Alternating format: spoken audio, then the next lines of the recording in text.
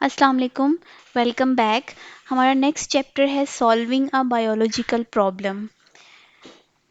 Last chapter में हमने पढ़ा था बायोलॉजी की डेफिनेशन, बायोलॉजी की ब्रांचेस और उसका बाकी साइंस के साथ जो कनेक्शन है। मुस्लिम साइंटिस्ट के बारे में हमने पढ़ा था और लेवल ऑफ ऑर्गेनाइजेशन पढ़े थे। इसमें हमने पढ़ना है बायोलॉजिकल प्रॉब्लम के बारे में। सबसे पहले बायोलॉजिकल प्रॉब्लम का वर्ड सुन के आपके माइंड में क्या बात आती है? बायो से रिलेटेड है ना। बायो हम पिछले चैप्टर में पढ़ के आए हैं। Bio is the study of life. तो बायोलॉजिकल प्रॉब्लम क्या है? बायोलॉजिकल मेथड पे जाने से पहले मैं आपको बायोलॉजिकल प्रॉब्लम का थोड़ा सा बताऊंगी उस बारे में। बायोलॉजिकल मेथड तो वो मेथड होगा जो बायोलॉजिकल प्रॉब्लम को सोल्व करने के लिए यूज होगा, लेकिन पहले हम स्टडी करेंगे कि इसका यूज क्या है। ठीक है, कौन लोग इसको यूज करते हैं, इसका पर्पस क्या है, जरूरत क्या पड़ी थी कि एक बायोलॉजिकल मेथड को इंट्रोड्यूस करवाया जा सके।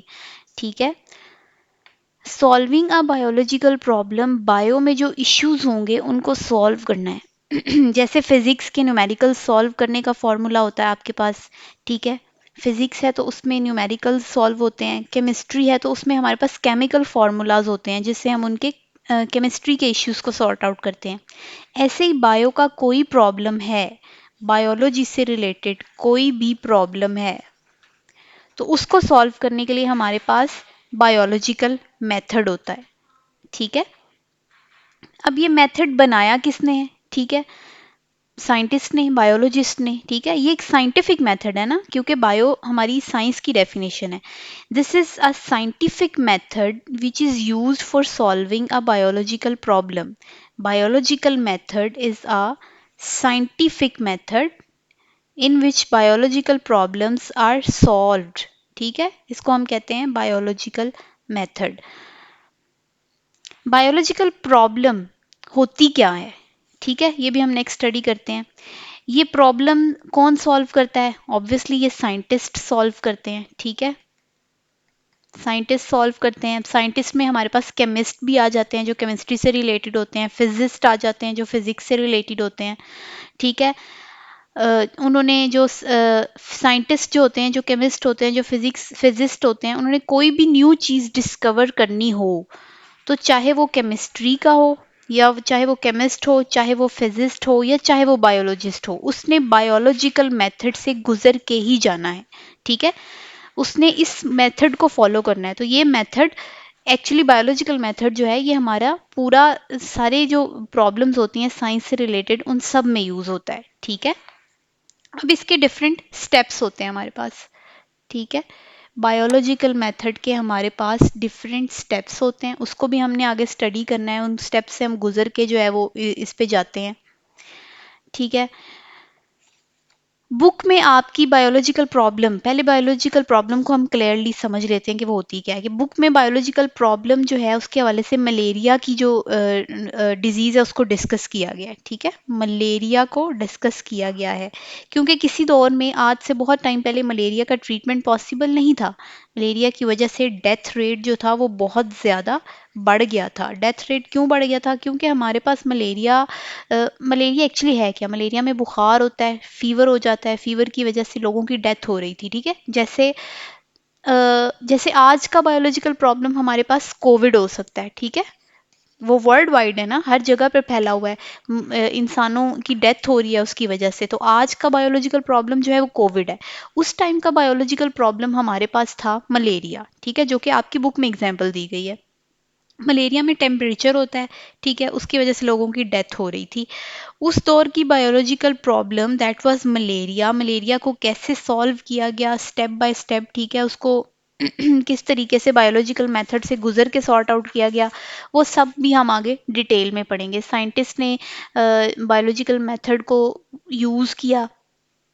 कौन, अब हमने ये देखना है कि वो कौन कौन सी फील्ड्स हैं ऐसी जहाँ पे हम इस मेथड को अप्लाई कर सकते हैं। बायोलॉजिकल मेथड को कौन सी फील्ड्स में अप्लाई किया जा सकता है।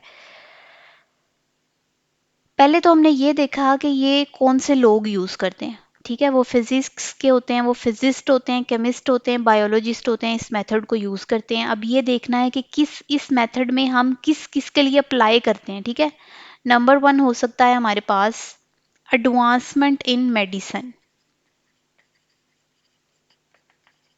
मेडिसिन ह्यूमन के लिए होती है, ठीक है, जो भी मसले मसाइल, जो भी डिजीज़ हमारे पास आती है वो उसके लिए हम एक ट्रीटमेंट ढूंढने के लिए हम एक प्रोसीजर से गुजरते हैं, और वो प्रोसीजर जो होता है हमारा वो बायोलॉजिकल मेथड से गुजर के बनता है, ठीक है। तो एडवांसमेंट इन मेडिसिन के लिए हम इसमें यूज़ करते हैं, उसमें क्या हो सकता है, न्यू मेडिसिन को डिस्कवर करने के लिए हम कौन से मेथड के से गुजर के जाएंगे, बायोलॉजिकल मेथड से, ठीक है।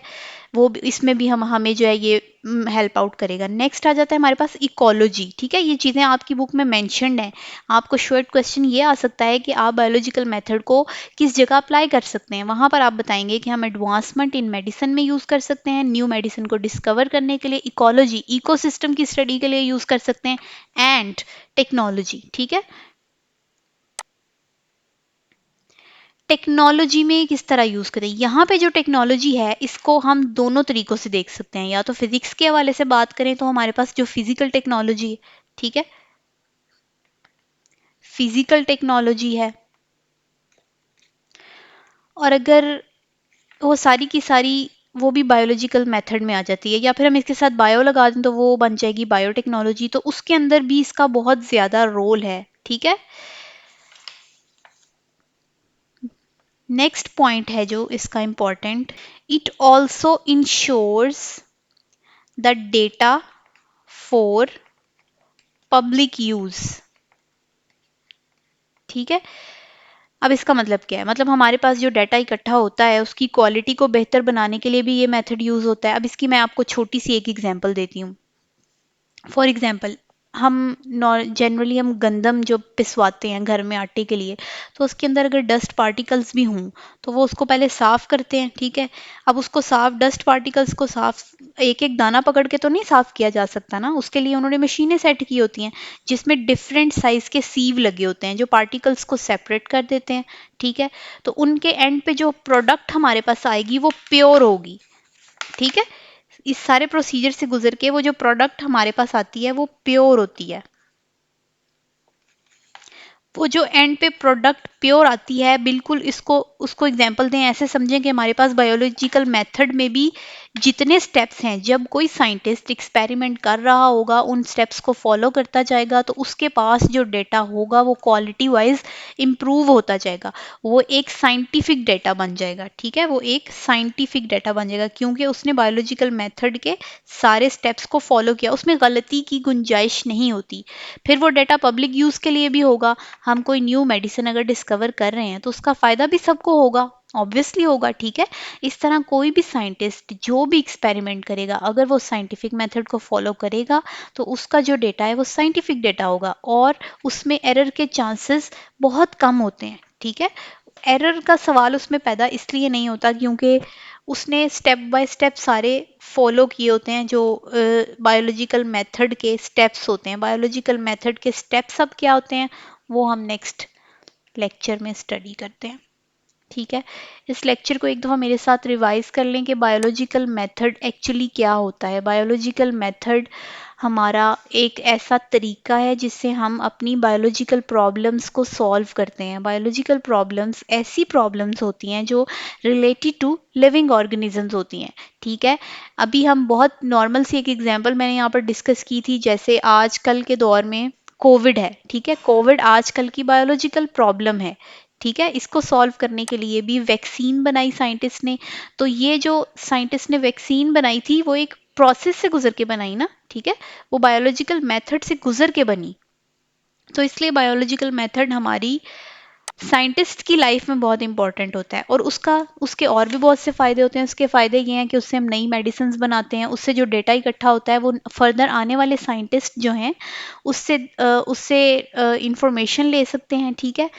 और उससे हम जो है अपनी जो नेक्स्ट अगर हम बायोलॉजिकल प्रॉब्लम्स कोई आती हैं तो उसको सॉल्व करने के लिए वो डेटा हमारी हेल्प करता है, ठीक है।